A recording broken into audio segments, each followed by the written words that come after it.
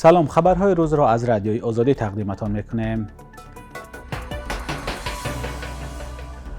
بانک اروپایی تجدید و رشد برای نو کردن انشاءات‌های انرژتیکی در شهر کولاب و کم کردن تلفات برق به تاجیکستان 10 میلیون یورو قرض می‌دهد. سازشنامه مذکور 5 آگوست در دوشنبه امضا شده است، اما شرط و شرایط قرض اعلان نشده است. در خبرنامه وزارت مالیه آمده است این مبلغ برای تجدید شبکه‌های برق، جاری نمودن نظام معاصر به حسابگیری و بیلینگ، اینچنین نصب و وصل حساب‌کنک‌های هوشمند صرف می‌شود. بانک اروپایی تجدید و رشد هم در گزارش نوشت وظیفه اساسی لایحه قانع گرداندن احتیاجات کشور در عوض نمودن زیرساختاری کهنه شده است. تلفات برق از موضوعهای نگران کننده در بخش انرژتیکی تاجیکستان گفته می شود. متخصصان ساحه کهنه شدن دستگاه‌ها و خط‌های برق را از سبب‌های اساسی تلفات می‌گویند. طبق اطلاع رسمی در نیمه اولی سال روان در نظام انرژتیکی کشور 1.6 میلیارد کیلووات ساعت تلفات برق ثبت شده است که 12.9% برق عمومی تولید شده را در بر می‌گیرد. پلیس دوشنبه میگوید که 2 مرد را بازداشت کرده است که بر اساس قانون عفو آزاد شده لیکن باز دست به جنایت زدند.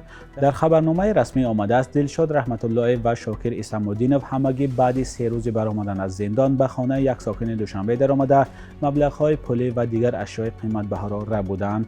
نظر این 2 مرد بازداشت شده و نزدیکانشان به اتهام معلوم نیست. ریاست کارهای داخلی دوشنبه گفته است علیه این افراد با اتهام دزدی پرونده جنایی باز کرده است. بند 244 کدکس جنایی تاجیکستان برای این اتهام جریمه و یا تا 5 سال زندان را پیش بینی می‌کند. قانون نوی عفو در تاجیکستان که 16 ایون امسال امضا شد و به اجرا درآمد نسبت به 18,000 نفر از جمله زندانیان و آنهایی که پروندهشان در حال بررسی است تطبیق خواهد شد. طبق آمار رسمی تا آخر ماه ایول بر اساس قانون عفو 8008 نفر از زندان‌های تاجیکستان آزاد شدند. یک منصبدار در ولایت سوخت گفته است شرکت‌های ساختمانی حق فروش تخانه بناها را ندارند و این مکان‌ها همچون پناهگاه در حالت‌های فوق‌العاده استفاده می‌شود.